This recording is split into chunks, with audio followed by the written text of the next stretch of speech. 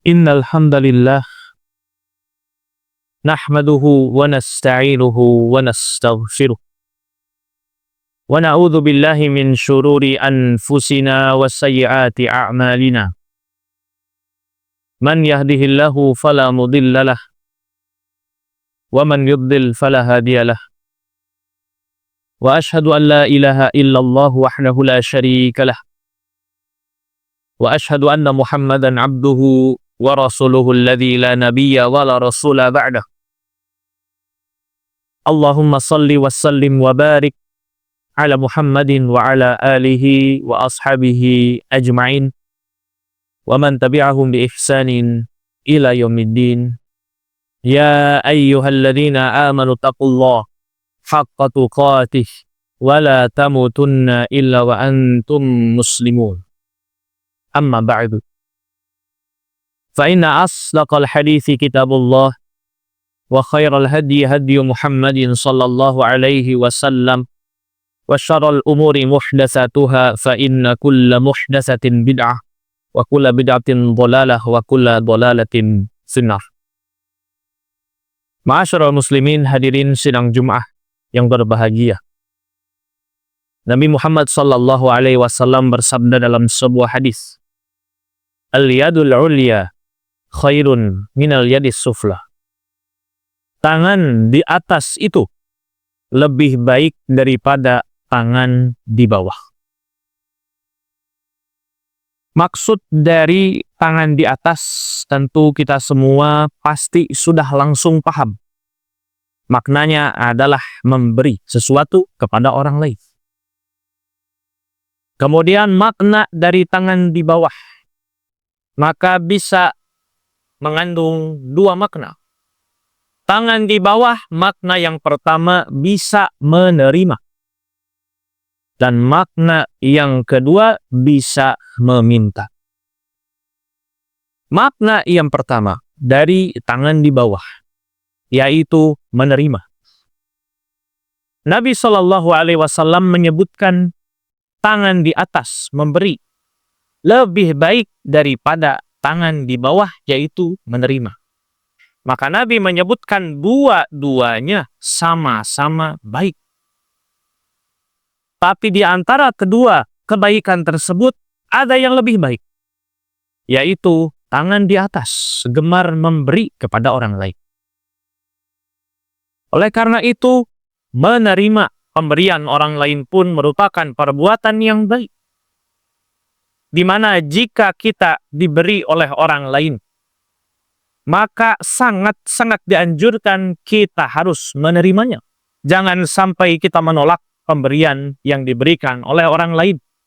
Karena bisa jadi itu akan menyakiti orang yang sudah mengorbankan sebagian hartanya untuk berharap menyenangkan hati kita. Hal ini pernah terjadi di mana dahulu pada masa Nabi SAW. Nabi SAW pernah berniat untuk memberikan sebuah pemberian kepada sahabat Umar bin Khattab radhiyallahu anhu. Di mana saat itu Umar bin Khattab bertindak sebagai amil zakat, yang mana otomatis Umar berhak mendapatkan bagian persenan dari zakat yang dia tarik sebagai amil zakat.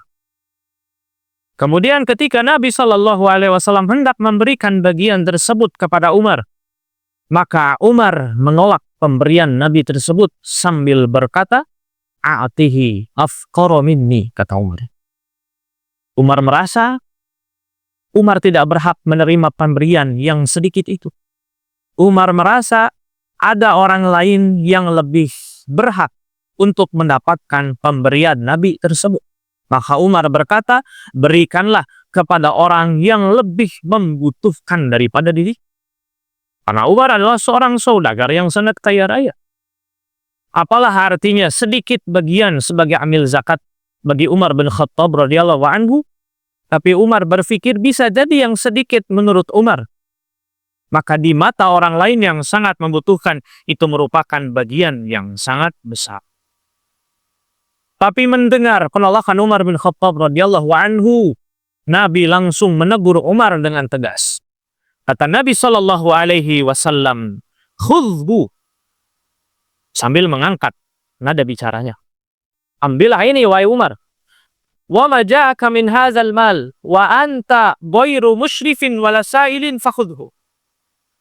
Apapun harta yang datang pada dirimu tanpa engkau inginkan sama sekali dan tanpa engkau memintanya terlebih dahulu, maka ambillah. Kata Nabi kepada Umar. Adapun wa ma la fala tutbi'hu nafsaka. Adapun jika tidak seperti itu, jika tidak datang sendiri, jika tidak diberi oleh orang, atau Umar yang bahkan memintanya terlebih dahulu, maka jangan sampai engkau mengikuti hawa nafsumu untuk berbuat yang demikian itu. Oleh karena itu, ma'asyiral muslimin, sidang Jumat rahimani wa rahimakumullah.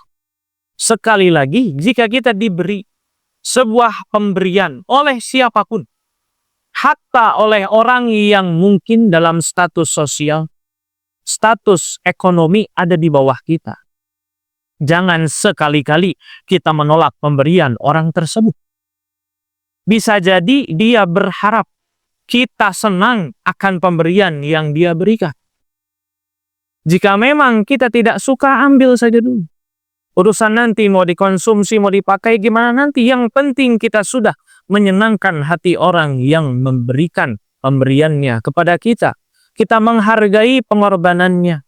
Dia sudah mengorbankan tenaganya, mengorbankan pikirannya, dan yang paling pasti mengorbankan sebagian dari hartanya untuk memberikan sebuah pemberian kepada kita. Maka kita harus menerima pemberian tersebut. Makanya dalam agama kita, menerima pemberian merupakan salah satu akhlak yang mulia. Namun sekali lagi, tetap saja menerima tidak jauh lebih baik daripada memberi.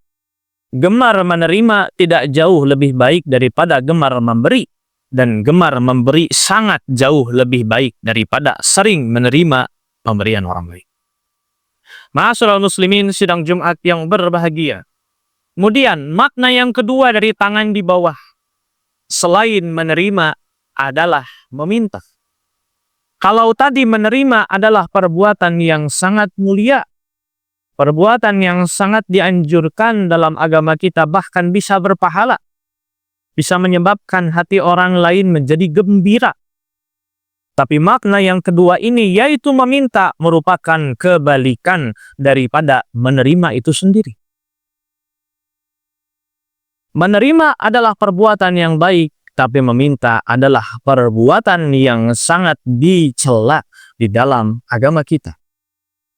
Agama Islam tidak mendidik penganutnya menjadi pengemis. Agama Islam tidak mau penganutnya bergantung kepada makhluk, melupakan Allah Subhanahu wa Ta'ala, sang pemberi rezeki. Oleh karena itu, haram hukumnya, bahkan merupakan dosa yang sangat besar ketika ada orang yang dia sebetulnya mampu, tapi dalam hatinya punya rasa keinginan, punya kebiasaan untuk meminta-minta kepada orang lain. Meminta kepada orang lain bisa membuat diri orang yang meminta menjadi hina di mata orang yang memberi. Meminta kepada orang lain pun bisa menyebabkan keyakinan kita kepada Allah Subhanahu wa Ta'ala semakin berkurang. Tauhid kita semakin berkurang. Karena dengan meminta kepada orang lain, otomatis kita bergantung kepada makhluk, bukan bergantung kepada Allah Subhanahu wa Ta'ala. Allah As-Samad, Allah lah satu-satunya tempat bergantung bagi seluruh makhluknya. Barakallahu li wa lakum.